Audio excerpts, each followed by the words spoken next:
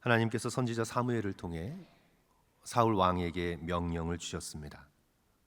아말렉 족속과 전쟁을 벌리라. 여기서 우리는 계속해서 사울에게 기회를 주시는 하나님을 만나게 됩니다. 이미 하나님께서는 많은 기회를 사울에게 주셨습니다. 그가 하나님의 명령에 불순종하고 하나님의 말씀을 귓전으로만 듣고 하나님을 이용하고 자기 자신을 높이는 교만의 길을 계속 가도 하나님께서는 계속해서 이스라엘 삶에 개입하시고 그들과 함께 하시고 사울에게 이스라엘에게 승리를 가져다 주셨습니다. 하나님께서는 사울의 불순종에도 불구하고 그에게 계속해서 돌이킬 수 있는 기회를 허락해 주셨습니다. 저는 성경이 직접 말씀하고 있지 않기 때문에 이렇게 막 강조하기는 그렇지만 저는 개인적으로 하나님께서 그의 아들 요나단의 순결한 마음을 보시고 오래 참으셨다고 저는 그렇게 믿고 싶습니다. 어쨌든 사울에게 돌이킬 수 있는 수많은 기회가 있었습니다. 마음을 새롭게 하여 하나님을 온전히 신뢰하며 따를 수 있는 수많은 길들이 놓여 있었습니다. 오늘 선지자 사무엘은 다시 하나님의 말씀을 들고 사울에게 다가와 하나님의 말씀을 전합니다. 1절 말씀이죠. 사무엘이 사울에게 이르되 여호와께서 나를 보내어 왕에게 기름을 부어 그의 백성 이스라엘 위에 왕으로 삼으셨은즉 이제 왕은 여호와의 말씀을 들으소서. 이제라는 표현이 우리의 마음에 다가옵니다. 간곡한 권유입니다. 이제는 제발 여호와의 말씀을 들으소서. 더 이상 말씀에 귀를 막지 말고 온전하고 순전한 마음으로 다른 상황, 사람 바라보지 말고 여호와께 주목하소서. 그의 말씀을 소중히 여기소서. 사무엘이 왕에게 간절히 부탁하고 있는 말씀을 오늘 우리는 듣게 됩니다. 여기서 이제 아말렉 족속이 등장하죠. 아말렉 족속과 전쟁을 벌리라 라는 하나님의 말씀입니다. 아말렉은 그냥 많은 적 중에 하나가 아니라 이스라엘에게 있어서는 적 중의 적이었습니다. 원수 중의 원수였습니다. 여호와 하나님께서 이스라엘을 출애굽시키실 때, 그들을 광야로 인도하실 때 이스라엘이 아무것도 없이 가장 약했던 그때 이스라엘을 노략한 족속입니다. 하나님의 구원하시고자 하시는 출애굽의 역사에 정면으로 도전하여 등장했던 족속이 바로 아말렉 족속입니다. 단지 몰라서 무지해서 이스라엘을 약탈한 것이 아니라 다 알고 하나님의 역사에 대한 정면 도전으로 이스라엘의 갈 길을 막아섰던 그런 족속입니다. 그래서 성경에서 아말렉 족속은 그냥 많은 적 중의 적이 아니라 하나님의 바로 그 적, 원흉과 같은 그런 족속입니다. 그래서 하나님께서는 그들이 비록 강성해 보이고 그들이 비록 많은 철기 문명으로 무장하고 있더라도 너희들은 그들과 싸워라. 그들을 진멸하라. 그들을 하나도 남기지 말고 이 땅에서 없애라. 이런 명령이 사울에게 주어졌습니다. 3절의 명령인데 이 말씀, 이 명령, 이 표현을 우리 현대인들은 굉장히 부담스럽게 생각하고 또 하나님에 대해 왜곡된 이미지로 그렇게 꾸미는 데 있어서 사용을 합니다. 3절에 하나님께서 어떤 명령을 하셨는지 성도들께서도 잘 들어보십시오. 지금 가서 아말렉을 쳐서 그들의 모든 소유를 남기지 말고 진멸하되 남녀와 소아와 젖 먹는 아이와 우양과 낙타와 나귀를 죽이라 하셨나이다 하니, 이를 가리켜 헤렘법이라고 합니다. 헤렘은 죽이다, 하나도 남기지 않고 진멸하다라는 뜻을 가지고 있기 때문에 우리말로 번역할 때 그것을 진멸법이라 번역을 했습니다.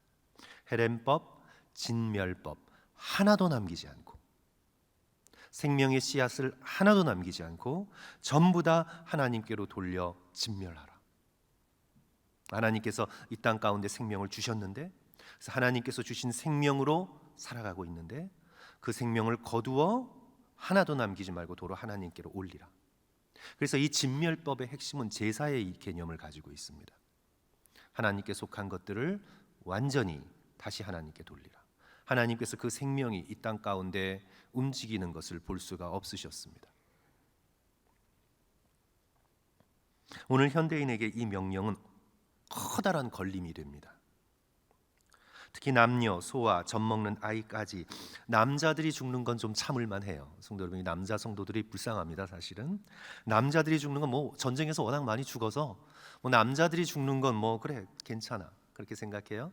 전쟁에서 여자들이 죽는 건 불편해요. 불편합니다. 그런데 한 걸음 더 나가 아이들이 죽는 것, 그것도 여기 표현에 그냥 소년이 아니라 젖먹는 아이가 죽는 것은 전쟁 범죄입니다. 이것은 범죄입니다. 전쟁이 끝나고 재판에 회부되어 반드시 벌을 받아야 하는 반인륜적이고 반인권적인 범죄입니다. 현대인의 눈에 있어서 이것은 범죄입니다. 근데 우리가 고대 세계로 좀 들어가 보면 우리의 현대의 생각들을 좀 걷어내고 고대 세계 속으로 들어가면 물론 사람이 생명을 잃는 것, 죽는 것, 아이가 죽는 것은 비극적이고 슬픈 일이지만 고대 전쟁에서 행해졌던 일이었기 때문에 이 현대 이전까지의 사람들은 이 헤렘법을 다루는 성경의 말씀을 해석하는 데 문제가 되지 않았습니다. 이 말씀이 걸림돌이 되지가 않았어요. 그런데 우리 현대인에겐 복잡한 문제고 굉장히 걸림돌을 가져다주는 그런 문제죠. 오늘 아침 설교에서 다루려면 우리 성도들께 여러 가지 설명을 드려야 되고 또 복잡한 이슈를 건드려야 해서 한 2시간가량 갈지도 모를 것 같아서 간단하게 이 부분은 그냥 넘어가도록 하겠습니다. 성도 여러분, 이 진멸법에 대한 이슈를 우리가 잠시 묻어두고 오늘 이 말씀이 우리에게 주시는 그 사울에게 초점을 맞춰서 이어가려고 하는데 한 가지만 성도 여러분들과 함께 잠깐 나눕니다. 성도 여러분, 인간의 생명을 좌우하실 수 있는 권리는 오직 하나님께 있습니다. 우리 인간에게 있지 않습니다. 오늘날은 하나님을 지워버리고 인간의 권리를 극대화한 사회이기 때문에 자신의 생명이 자신의 권리라고 생각을 하는데, 그런데 성도 여러분, 성경적인 말씀에 비추어 볼 때 인간의 생명뿐만 아니라 이 세상의 모든 생명을 좌우할 수 있는 유일한 권리를 누가 가지십니까? 하나님이 가지십니다. 그래서 안락사와 자살이 범죄인 이유가 거기에 있습니다. 인간은 자신의 인권을 소중하게 생각하여 내 생명을 좌우할 수 있는 권한, authority가 나에게 있다고 생각하는데 no, 절대 그렇지 않습니다. 인간의 생명, 살아있는 모든 생명을 좌우할 수 있는 권한은 오직 하나님께 있습니다. 그렇죠? 이게 바로 성경에 흐르고 있는 어떤 생명에 있어서의 중요한 중심 사안입니다. 하나님만이 인간의 생명을 좌우할 수 있습니다. 우리가 우리 생명의 권리자가 아니라 하나님께서 권리자이십니다. 그러므로 하나님께서 하나님의 그 깊으신 뜻, 하나님의 정의, 하나님의 사랑에 의해 하나님께서는 얼마든지 하나님의 뜻에 따라 사람의 생명을 좌우할 수 있습니다. 그래서 우리는 하나님께 모든 권리가 있다는 것을 인정하는 선에서 우리는 진멸법을 이해하게 됩니다. 하나님께서 아무 이유 없이 변덕스러운 마음으로 그저 폭력적인 생각으로 어린아이들을 파리 목숨처럼 거두어 가시는 분은 결코 아니시다. 우리 하나님은 지극히 선하고 공평하시고 의로우신 하나님이시기 때문에 우리가 지금 이 명령을 우리의 지식, 우리의 생각으로 다 알 수 없지만 하나님께서 그렇게 하실 만한 합당한 이유가 있으셨을 것이다 라는 것을 이해하고 선하신 하나님에 대한 믿음으로 우리가 진멸법, 헤렘법을 그냥 넘어가도록 하겠습니다. 이제 본문의 의도로 다시 돌아와서 본문의 의도는 말씀드린 것처럼 진멸법 자체에 있는 것이 아니라 사울의 거듭되는 불순종에 있습니다. 이제 백성이 하나님의 명령을 따라 아말렉과 전쟁을 벌였습니다. 이스라엘 군사를 모집하니 그 군사가 21만 명이었습니다. 아말렉을 치기 전에 선한 족속이 악한 족속과 함께 멸망하는 것을 원하지 않으시는 하나님께서 아말렉 가운데 살고 있는 겐 족속에게 피하라고 말씀하셨습니다. 왜냐하면 이 겐 족속은 이스라엘이 출애굽할 때 미디안 광야에서 이스라엘을 도와주었던 족속인데 어쩌다 섞여 살다 보니 아말렉 족속 가운데 살게 되었습니다. 그래서 이제 아말렉 족속을 하나님께서 멸하실 때 너희 겐 족속이 아말렉과 머물러 있어 멸망당하지 말고 빨리 떠나라. 하나님께서 선한 생명을 거두어 가기를 원치 않으시는 걸 보게 되죠. 그리고 이제 전쟁을 벌립니다. 아말렉 족속과 함께 전쟁을 벌리는데 결과는 성도 여러분 어떻게 되었습니까? 상상할 수 없는 큰 승리였습니다. 완전한 승리였습니다. 아말렉 사람을 어른부터 아이까지 전부 다 진멸시킵니다. 8절 아말렉 사람의 왕 아각을 사로잡고 진멸시키라고 했는데 그냥 사로잡았습니다. 칼날로 그의 모든 백성을 진멸하였으되 8절에 아각을 살려두었고 9절 성도 여러분 9절 다 같이 한 목소리로 읽을까요? 9절 사울과 백성이 우리 같이 읽습니다. 시작.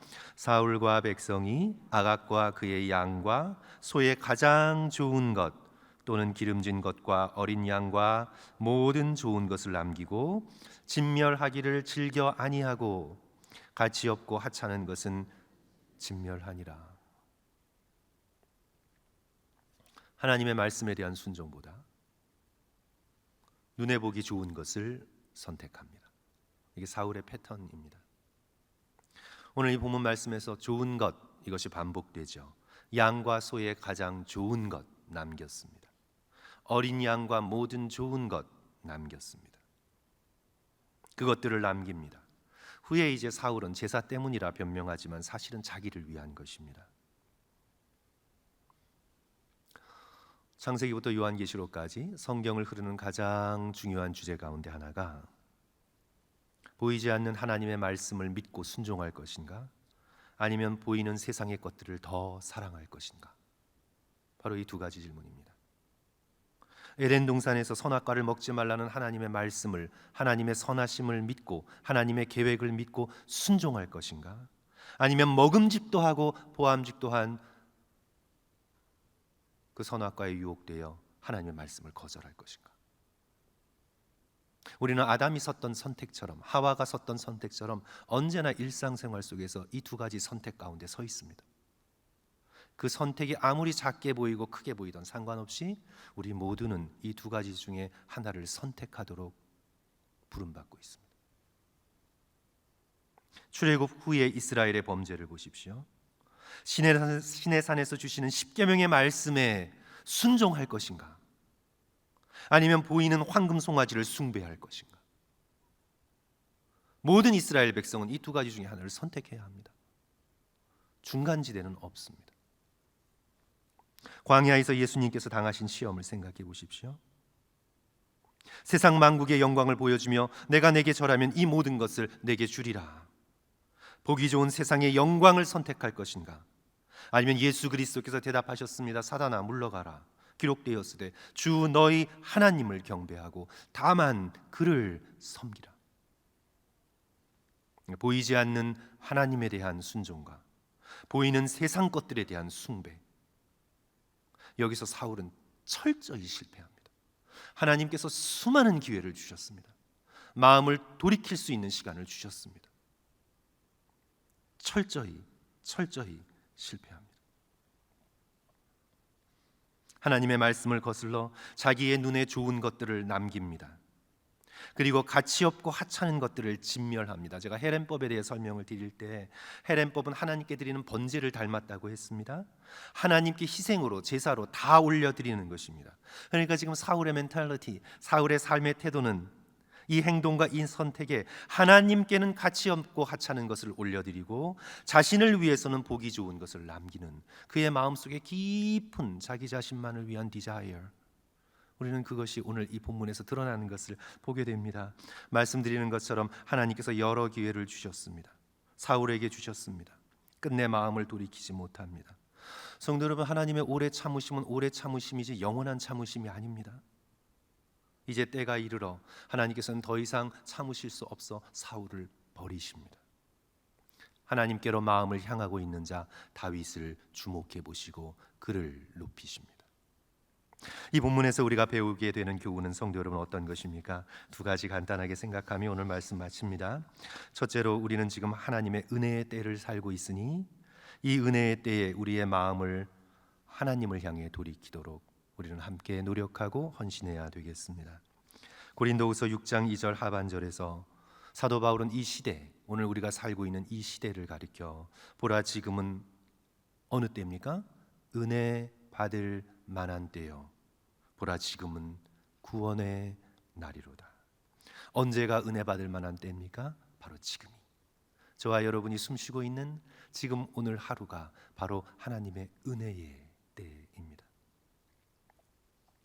원래 인간은 아담이 범죄했을 때 그 자리에서 영과 육이 모두 죽었어야 했습니다. 이것을 먹는 날에는 내가 정녕 죽으리라. 그러나 아담과 하와는 당장 죽지 않았습니다. 그들에게 800년, 900년의 시간이 앞서 있었습니다. 하나님께서 아담과 하와에게 그 긴 시간을 은혜의 때로 주셔서 그들이 당장 죽어야 마땅하지만 그 시간 동안 마음을 돌이키고 하나님을 향해 돌이키도록 은혜의 때를 아담과 하와에게, 인류에게 허락해 주셨습니다. 오늘 저와 여러분이 숨쉬고 살고 있는 것은 인간의 권리가 아닙니다. 하나님의 은혜입니다. 하나님이 기회를 주신 것입니다. 여기 하나님의 원수로 여겨지는 아말렉 족속도 성도 여러분 생각해 보십시오. 하나님께서 아말렉 족속에게 은혜를 여태까지 베푸셨습니다. 출애굽 때에 당장 그들을 진멸하셨어도 되는데 하나님께서 아말렉 족속에 200년에서 300년의 은혜의 때를 주셨습니다. 그렇죠? 하나님께서 기다려 주셨습니다. 돌이킬 수 있도록, 하나님의 역사를 막아서지 않도록 그들에게 은혜의 때를 200년, 300년 허락해 주셨습니다. 이제 끝까지 돌이키지 않는 아말렉 족속을 향해 하나님은 오래 참으시지만 영원히 불의를 참지는 못하십니다. That's enough. 하나님의 심판이 오늘 이스라엘 족속의 칼날을 통해 그들에게 떨어집니다. 우리가 오해하고 있는 것, 저와 여러분이 오해하고 있는 것, 우리 인간이 살아있는 것이 마치 우리의 인권이고 권리인 것처럼 여기는 이 세상의 풍습입니다. 우리에게 권리가 있기 때문에 살아있는 것이 아니라, 그래서 하나님까지도 우리의 인권을 존중해야 되는 존재인 것처럼 그렇게 여기는 것이 아니라 사실 우리에게는 아무 권리가 없습니다. 우리가 이 땅에 태어난 것도 우리 능력 밖의 일이기에 우리의 권리가 아닙니다. 하나님께서 이렇게 하나님을 등돌린 세상을 향해 오래 참아주시는 것은 하나님의 순전한 은혜 때문입니다. 저와 여러분이 살아가고 있는 것은 순전한 은혜 때문입니다. 우리는 오늘 살다가 쓰러져 영과 육이 지옥에 멸망당하게 되어도 우리는 할 말이 없는 죄된 존재입니다. 오늘 우리가 숨쉬고 심장이 뛰고 살아있고 의식이 돌아와 오늘 우리가 지금 이 자리에 존재하는 것, 하나님의 은혜입니다. 우리는 은혜의 딸을 살고 있기 때문에 우리는 은혜의 날에 하나님을 향해 우리의 마음을 돌이켜야 합니다. 하나님께로 전심을 다해 돌아가야 합니다. 사울은 수많은 기회를 허비해 버렸습니다. 오늘 우리가 아직 살아있는 동안 우리의 온 마음이 하나님께로 돌아갈 수 있기를 주님의 이름으로 간절히 축원합니다. 둘째로 오늘 이 말씀은 우리에게 하나님께 여러분의 최상의 것을 드리라고 권고하고 있습니다. 사울은 가치 없고 하찮은 것을 하나님께, 보기 좋은 것은 자기 자신의 영광을 위하여 남겨두었습니다. 오늘 저와 여러분이 하나님을 향해 품고 있는 마음은 어떤 마음입니까? 내 마음이 하나님께 나의 가장 좋고 선하고 아름다운 것을 기꺼이 드리고자 하는 마음의 준비가 되어 있습니까? 어떤 목회자가 좀 강하게 설교를 했습니다. 죽어 천국에 가고 싶어 하면서 살아있을 때 하나님께 헌신하지 않는 사람들, 그들에게 이렇게 설교했습니다. 왜 하나님께 당신은 지금 살아있는 삶을 드리지 않고 죽을 때 시체만 드리려고 합니까? 왜 지금 살아있는 삶을 하나님께 기쁜 마음으로 온전히 헌신하지 않고 죽을 때 시체만 드리며 나를 구원해달라고, 천국에 보내달라고 왜 하나님께 하찮은 것만 드리려고 합니까? 지금 살아있을 때 나의 가장 좋은 시간, 나의 가장 좋은 에너지를 주님께 드리고자 하는 마음을 품을 수 있는 저와 여러분이 되었으면 좋겠습니다. 우리가 예배 드릴 때마다 그 주일 아침에 나의 인생의 가장 소중한 시간을 담아 하나님께 기꺼이 드리고자 하는 마음이 있는가? 하나님께 드리는 우리의 예배의 시간의 퀄리티, 이것은 정말 나의 일주일 동안 베스트 오브 베스트, 가장 좋은 시간을 드리고 있는가?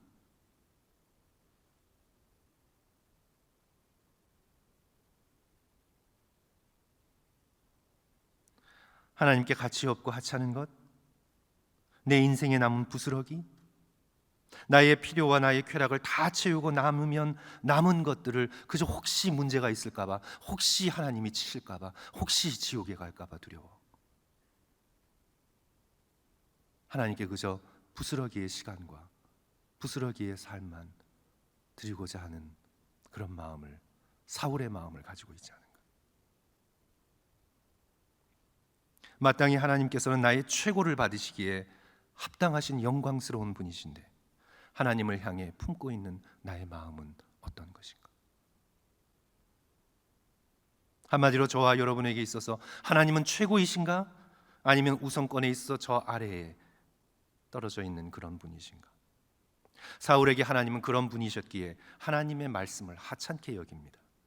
성도 여러분, 우리가 부모를 무시하기 시작하면 부모의 말을 하찮게 여기기 시작합니다.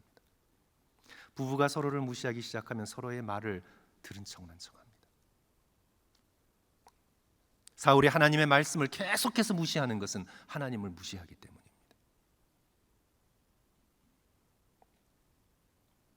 오스왈드 챔버스의 우리 성경 다음으로 굉장히 많이 읽혔던 책 중에 하나인데, 오스왈드 챔버스의 그 성경의 묵상집 주는 나의 최고봉이라는 책이 있죠. 우리 한국말로 주는 나의 최고봉이라고 번역이 됐습니다. 근데 원제목은요, My utmost for his highest. 그죠? For his highest, 가장 높으신 분께 My utmost, 나의 최상을, 나의 최고를 드립니다. 그게 본 책의 제목이에요. My utmost for his highest, 최상의 하나님께 나의 가장 최고를 드립니다. 이것이 책의 제목이에요. 그러나 사울은 가장 가치 없고 가장 하찮은 것을 남기며 하나님의 말씀을 듣기를 귀전에 흘려들으며 끊임없이 자기 자신의 겉모습, 자기 자신의 기념비, 자기 자신이 사람들 앞에 높여지는 것만 생각합니다. 사랑하는 성도 여러분, 아침에 조금 무거운 주제지만 이 텍스트가 저한테 주어졌기 때문에 우리 성도 여러분과 함께 이 헤렘법과 사울의 이 모습에 대해서 나눴는데 말씀을 정리합니다.